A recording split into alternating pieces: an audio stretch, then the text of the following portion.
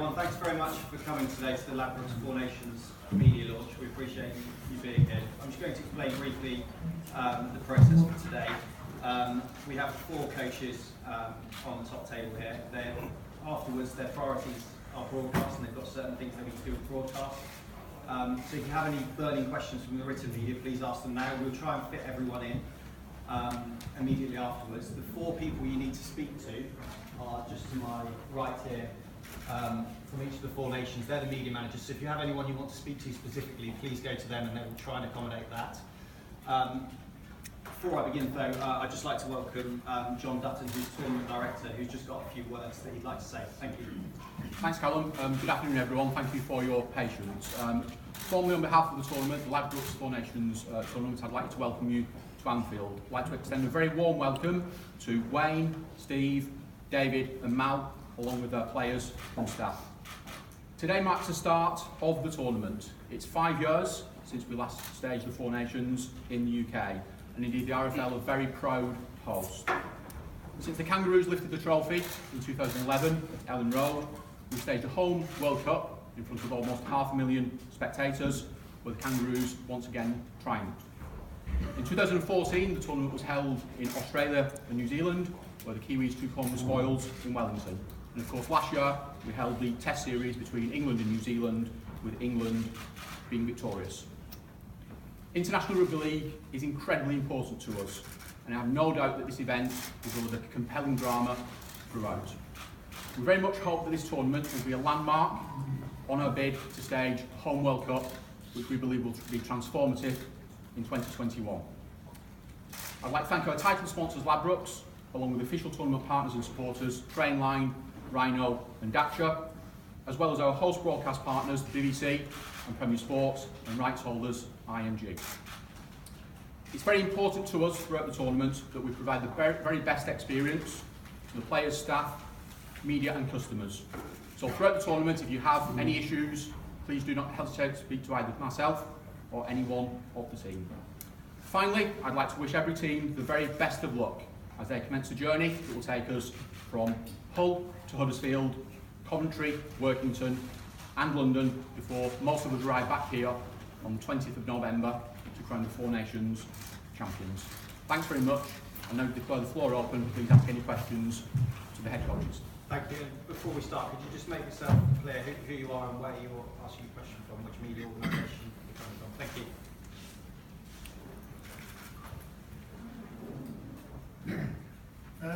Wayne, Ian Labour, Press Association. James Graham got a pretty heavy bang to the head on Saturday. How is he? Are you likely to play on Saturday? Yeah, no, he's not too bad. I just spoke to him a moment ago. He said he's hasn't been suffering any headache for that, so he'll have to go through the normal procedure. He should be right for Saturday night, I think. Did you pick up any other knocks on Saturday? We haven't been back together since Saturday, so I don't know till we come together tonight.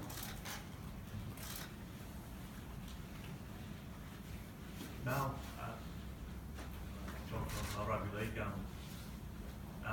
You talked about bringing the passion and the pride back into the Aussie jumper. You've had 2 wins now with the Kiwis. Do you think you're on the way to doing that? We haven't had to bring the pride and the passion back in the green and gold jersey, but to be honest with you, the players want to play for Australia and want to play international rugby league. So that's why the tournaments like this are really important. And being here at Anfield is sort of a carrot, as far as the players concerned that want to play here in the final. So it's about the events. It's about making international rugby league exciting again, and to play in venues like this is is very important. Jackie. To Wayne Bennett, from the Australian newspaper. Just wondering, here as England coach, can you just describe your emotions, how you feel representing England rather than Australia, and what the feeling is in you? Yeah, well, I haven't thought about that too much, to be honest with you. My primary role in life has been a coach for a long period of time, so I'm feeling right now. I'm just doing what I do every other day. I just happen to be coaching England, so I'm too carried away with the emotional part just at this point in time.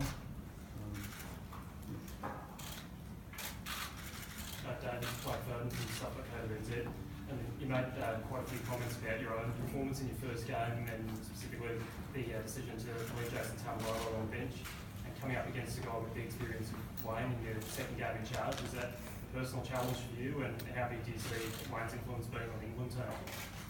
Yeah, I think the whole team learned some lessons from the game in Perth, and us as a coaching staff, we've had a look at the game and we've learned a couple of lessons there. I know it's a sold-out stadium at Huddersfield, and I know all the coaches here, want to see Test football at the pinnacle of rugby league. So again, it's going to be a great atmosphere. I know it's a strong England team, and really looking forward to a big crowd and a really great game. And Wayne, on the other side of that, you've worked with David when he was a player in the 2008 World Cup with the Kiwis. How big do you see his influence being on the Kiwis team? Yeah, well, he's come out of a really good system. He was in Melbourne for a long time and worked with Craig Bellamy there, and he's been with West Tigers now, so he's done a fair bit of coaching in the years since he played in the World Cup. So I've got to assume he's pretty confident now, so he got the job. Steve, you've come a long way with Scotland over the last 12 years. What does it feel like now to be sitting at the top table? Yeah, exciting as you probably expect. I think we've certainly earned the right to be in the competition. I think over the last few major competitions we've built well. 2008, 2013, and then the European Cup, which winning that to get us into this competition is just rewards for all the hard work that everybody's put in. So yeah, delighted to be sat up here. Well, there's suggestion that you may not play your full strength team on Friday. Are you going to invest in a few players? Well, we've got a full strength side. We've picked 24 very good players, representing Australia. So regardless of who we pick, we'll be a very strong rugby league footy side. Steve, Gareth Walker from the Mirror. What's what can Scotland realistically achieve in this tournament? I think, as all tournaments, Gareth, I think it's getting the best out of the squad we've got. I'm really confident that this is probably the best squad that Scotland's ever fielded. We've got 24 fully committed players, and I think if you have the quality that we've added this year, we've got some outstanding players, and on our day we can play some decent stuff. So I think as all competitions we've been involved in, it's getting the players to make sure they realise the full potential, and I think that's no different to this competition. Wayne, Danny Wadler from My Network. When Mal landed in Australia, in England, he said that you want this Australian job. What's your reaction to that? I'm very happy with the English job right now, so. No desire, coach Australia? No, I'm just happy with what I'm doing. I'm very pleased I made the decision I made. I'm enjoying working with the team. It's great group of blokes. So, Mal and David Christopher from Omnisfor, how significant do you think the two matches between sides this year will be to this tournament?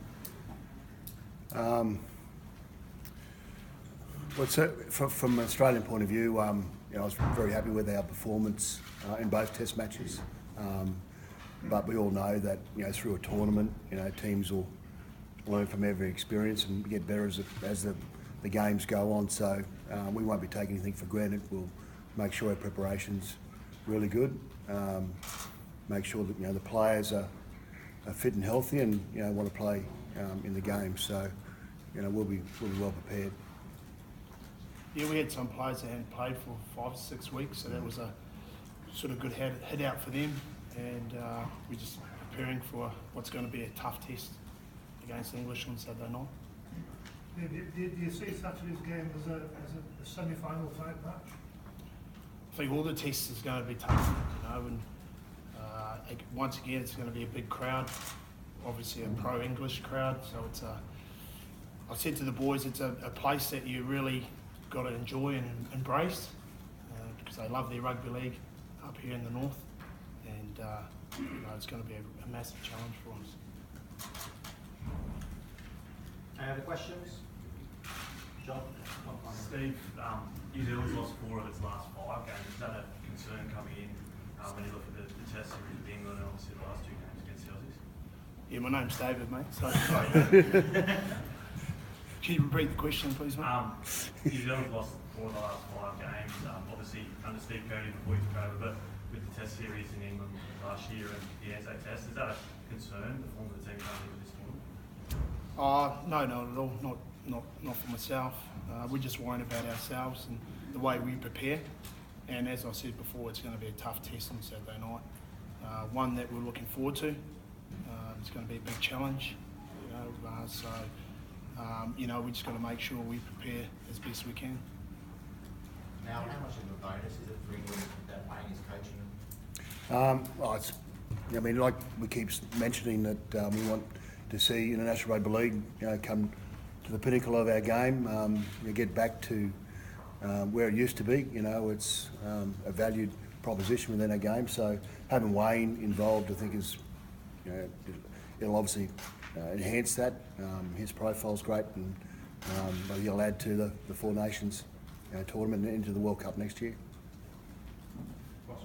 It's Ross from the Telegraph and Argus and Bradford. Given you've only had a short time in the job, what have you seen so far to encourage hopes that you can indeed win this tournament? Yeah, I haven't thought too much about winning the tournament either. I just wanted to get and work with the players and see what I got and what I haven't got. I think I like what I see. They've got a good attitude, they work hard. They're well versed in the skills of the game, particularly the guys that play in the Super League over here.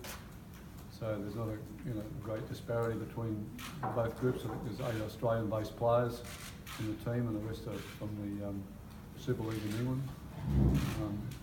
We played in France on Saturday night, and I thought France were pretty brave, and they turned up and tried hard, and we played some pretty fair football. So we're in a pretty good place at the moment, as far as we can be. With a real test to come in the next couple of weeks.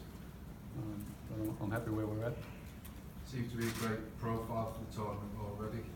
Up north, certainly, where getting Sam Burgess back, massive boost, isn't it? Goes without saying. Yeah, it is. He's a wonderful player, and again, he plays in the NRL competition, and we all know how good he's been over there and what a great job he's done. And he's also someone that's got a wonderful profile.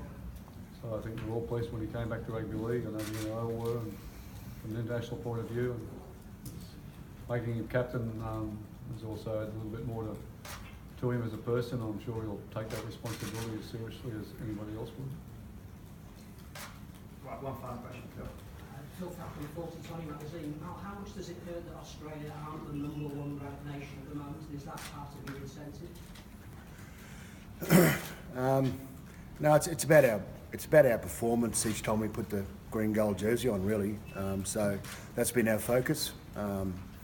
We've got a great footy team with some fantastic players who want to put the jersey on. So every time we play, we want to make sure that we play to the best of our potential, and that's what the focus is. Will be the focus through this event. Right. Thank you, everyone. What we'll do now is we'll break out. The players have certain areas of the back: Australia, England, Scotland, New Zealand.